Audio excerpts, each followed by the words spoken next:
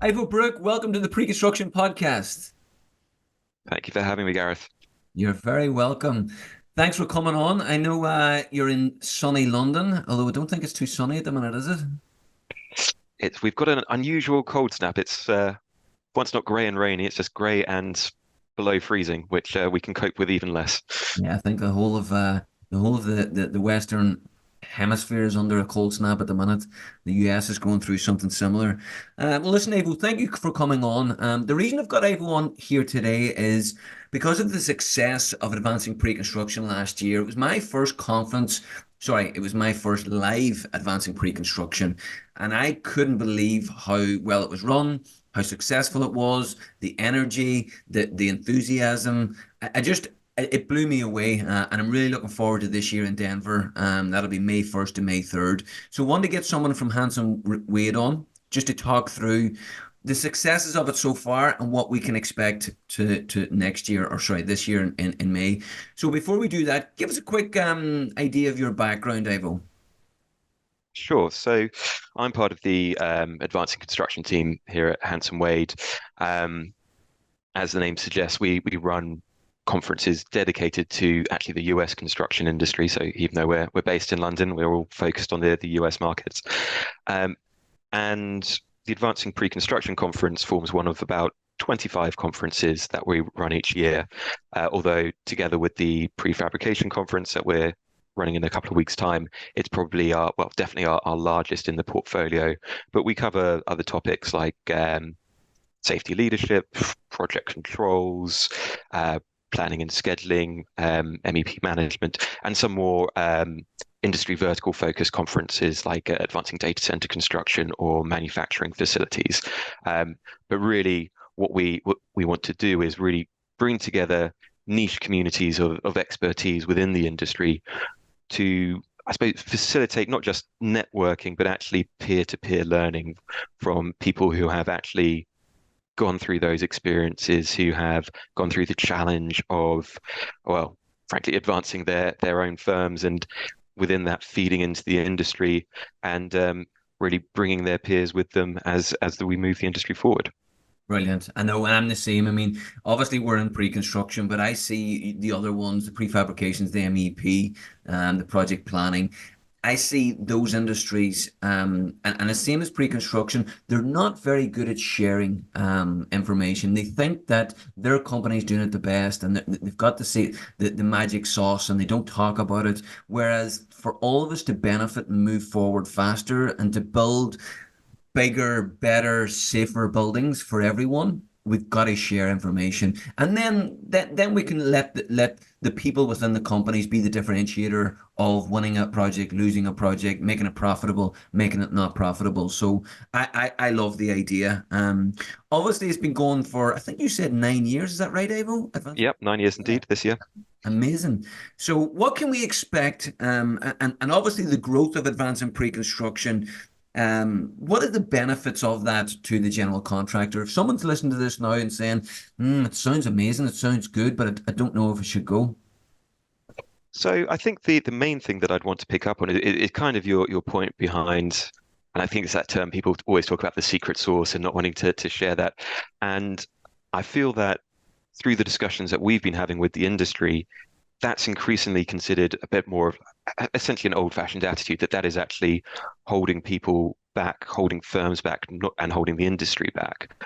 That actually, when it comes down to it now, what organizations, firms, projects, individuals need is actually this forum to be able to share not just the end result of what they did, but the how they got there, the kind of the warts and all stories, the case studies of, this is what we did, this is how we did it, because we needed to achieve X, Y, or Z. And frankly, there are academic trainings out there that can happen, but the real benefit we get feedback on from our events and from advancing pre-construction in particular is the peer-to-peer aspect of it. The fact that the people we have up on stage are the people who are doing the work, who are leading those strategies, who are implementing them either at a strategic organization level or within a project context, so they can speak directly to the results.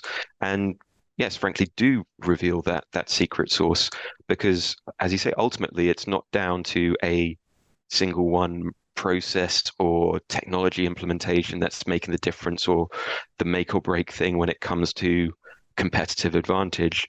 It's the people behind it, it's how that's implemented. And I think then as the industry is moving forward and it's becoming more integrated and more reliant on, cross stakeholder and cross value chain integration to make strong, important, beneficial decisions. Frankly, also, we're seeing companies who would probably classify themselves as competitors having to work together on these increasingly complex, manufacturing, data center, hospital environments, because no one firm can do it all. Not the expertise can't sit in any one area. And those strategic partnerships need to be built, across the table in all directions, really. Brilliant. Yeah, and I see a lot of that when I was there last year. I really did. I saw the GCs obviously talking to each other. There was some subcontractors there. Then you've got the pre-con tech, and I loved the way it was laid out. So you had the tracks in the series, which if anybody doesn't know what they are, you can go on the Advancing Preconstruction or the Hanson Wade website and you can download exactly what's going to be discussed. And I really liked the fact that you could dip in and out. So you could go to a track or you could see a track and go, you know what? That's a track that I'm interested. Go and have a look at it. Then once you're finished, come out, grab a cup of tea, and then talk to the pre-contact folks. Was it always like that? And again, bear my ignorance from when it evolved at the very start, or is that just something that has come up over the last 4 or 5 events? So it's something that's evolved each year. Part of our starting point is really to question what we've already done and what we did in the previous edition. And that comes through really detailed discussions with the industry, with the practitioners who are actually doing the work. And it is something that very much evolved. When we first started this conference, it was advancing estimating. So we purely focused on the estimating aspect of pre-construction. But then really what we've sought to do is evolve the structure of the conference in step with where the industry is and where it would like to go in many ways. So again, for this year, we've redefined the track structure slightly, still aiming to keep it fairly intuitive in terms of following that pre-construction flow. So right through from initial kind of conceptual design and conceptual estimating through that iterative process into design management, finalizing schedules, finalizing estimates, right through into handover to operations. But a few tweaks that we've put on there in particular for this year is a greater focus perhaps on some of the more integrated decision making that now needs to happen and how that is impacting pre-construction operations, given that I think it's a discussion that kind of comes up every time I speak to a general contractor, trade contractor, is the need for that to happen. But actually, it is so much easier said than done. The need to kind of shift organizational mindsets, integrate technology stacks, actually get individuals talking to people and sharing the right information at the right time, that we've got a whole new dedicated track to specifically that point. And that includes the handover to operations there as well.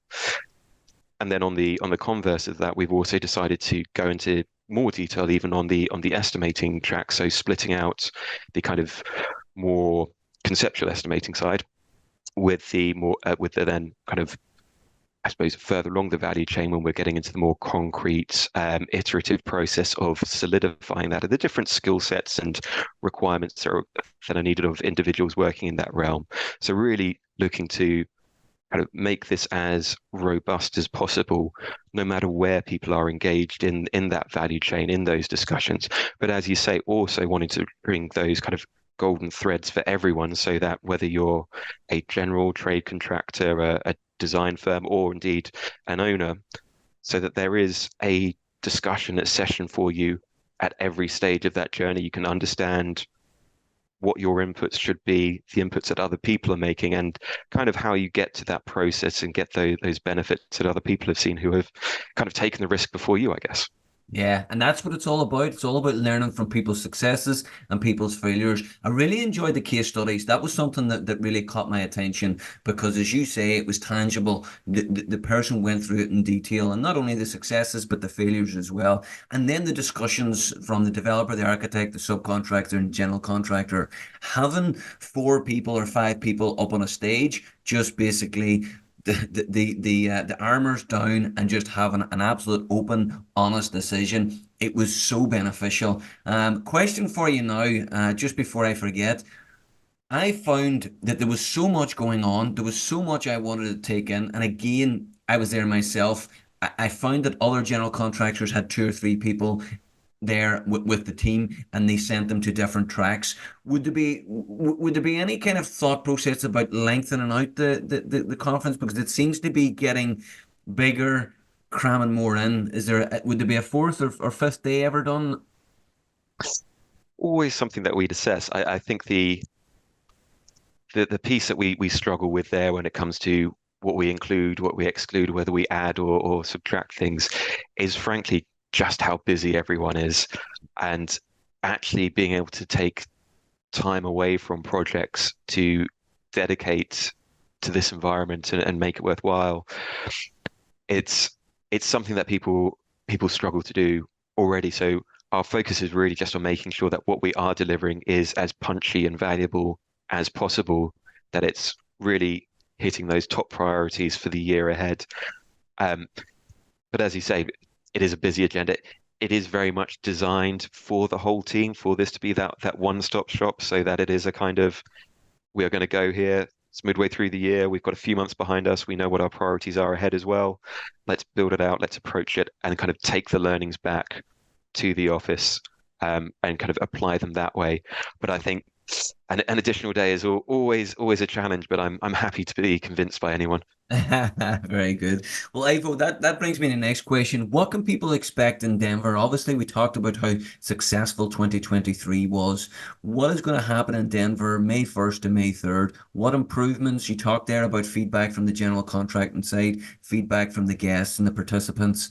What can we expect in Denver? Hopefully not too surprising if we've done our work correctly. As I said, what we want to do is kind of present a kind of a real holistic picture to the industry of kind of where it is and where it's heading, and help people take that next step. And really that's what we've focused on, is evolving the structure, evolving the agenda to be in line with that. So we're really taking a value chain approach here of, from initial conceptual design and estimate right the way through to operations handover. Um, and within that, what we're looking to do is, I suppose, a number of things. For a start, it's that case study focus, making sure that what we're presenting isn't just theoretical. It is practical. It is examples of what other people have done, what they've executed, how they've done that, and the results they achieved.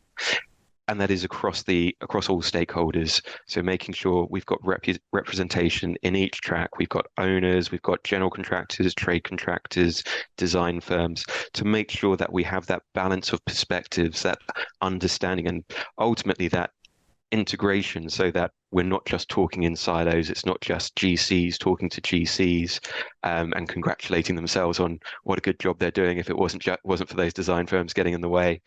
Um, and also thinking about, frankly, the scale of the industry, the fact that not everyone is a top 200 general contractor, and a lot of the feedback that we had is actually what we'd like to see is practical case studies, no matter where they are on the kind of operational resources available, or sophistication of departments already in place. So what we've again done is a kind of a golden thread to make sure that no matter your maturity in terms of organizational resources or place in the value chain, that there is going to be a session for you at any one time that you can take something away from. And then I think the other kind of two things that I'd really pull out is, see, our pre-conference workshop day on the first is really, we've we've kind of gone back to the roots of what it means to be a workshop now, and these are kind of designed to be highly interactive now, where there's going to be no more kind of hiding behind a kind of a conference program and kind of staring at a screen. These are going to be kind of group activities, really getting into the weeds of really the core issues of things like risk management, putting together successful bids, that really sit at the heart of a successful pre-construction process. And then finally, I think the piece that, as you say, kind of a lot of investment going on into the tech landscape as well. We've got an expanded exhibition space where we're looking to have some nice kind of speed pitches there on the stage that we're going to be integrating into the exhibition area as well, to give people that opportunity to actually really get hands-on with some of the tech that is out there, so that they can assess what's suitable for their needs and for their requirements, given frankly the plethora of solutions that are out there, and the difficulty in assessing what's really going to meet their requirements. Brilliant. I love it. I love the workshops thing because there's nothing better than estimators and pre-construction folks in a room sitting down and firing on all cylinders. I think it's like a war room that you're in, and you're really getting to the problem, but then also banging your heads against each other to get the solution as well. So I love that. I'm really looking forward to that. I enjoyed the workshops last year. I actually sat in on two. And I really enjoyed them. The other thing, the pre-con tech, I like that as well. The demos last year, I thought were highly successful. Like anybody that I talked to in pre-con tech, all of their works, or sorry, their demos were completely sold out. So it'll be a great Mhm. opportunity for them to stand up on stage, again, taking their turns, and everybody to hear from all the pre-con tech solutions, because there was a couple there that maybe only had one or two people at the stands. And unless you went over and engaged with them, nobody knew what they did. And it could be when they're up on stage, it's just a penny drops in a GC's mind. So really enjoying that, and I'm looking forward to it. As you can see, I'm buzzing. The pre-construction podcast is going to Denver. I can't wait. We're going to be doing live recording. But one of the things that I wanted to do in the pre-construction podcast, and I noticed it last year, I want to get as many people as possible to the conference. And we've got a special announcement between Hanson Wade, Construction Advancing, and the Advancing Preconstruction, and then the Preconstruction podcast. We will be launching a competition. Now, it's not a competition, it's more of a giveaway. We're going to give away one ticket to one lucky unsung hero within pre-construction and estimating. So the details are going to be down below, but essentially, if you're in a team that is of pre-construction and estimating, and there's someone that goes, and let's be honest, all of pre-construction and estimating are unsung heroes. Everybody goes unnoticed because we don't get to cut the ribbon or get our chance on the in front of the camera. But if there's someone in your team, or even a peer that you've spoken to that have helped you out throughout your career, we would like you to nominate them to be in the draw to win the ticket. So I'm buzzing for this, Ivo, and I want to thank you as well for coming and collaborating on this good giveaway. No, no, thank you very much. Really, really enjoyed it. If anything, kind of got me more excited about the event as well. Brilliant. So that's going to be starting as soon as this airs. So once that happens, we would like you to get in the links below. So if you've got somebody in mind, hit the link, nominate your colleague, your peer, whoever it may be. I also wanted to make you aware, if you haven't bought your ticket for Advancing Pre-Construction 2024, there's an early bird discount. Now that ends on February 9th. So go in there, go online. Again, I will put the link to buy tickets in the show notes. And when you're buying your ticket during the checkout, if there's a discount option there, if you put in podcast 10, all one word, 10, you'll get a further 10% discount as a follower of the podcast. So I'm really looking forward to it. I can't wait. You're obviously going this year, Ivo? I am absolutely. I have to say that it takes an army to run these shows, though. So I think there'll be got at least 12 of us out there. So we'll make ourselves fairly obvious. Brilliant. And if you bump into Ivo, make sure you say hello. Listen, thanks again, Ivo. Really appreciate it. Looking forward to seeing you in person in May. Absolutely. Thank you, Gareth.